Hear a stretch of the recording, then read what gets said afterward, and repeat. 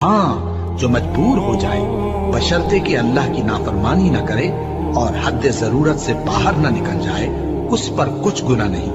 बेशक अल्लाह बख्शने वाला है, रहम करने वाला है। जो लोग अल्लाह की किताब से उन आयतों और हिदायतों को जो उसने नाजिल फरमाई हैं छुपाते और उनके बदले थोड़ी सी कीमत यानी दुनियावी मुनफात हासिल करते हैं, वो अपने पेटों में महज आग भरते हैं।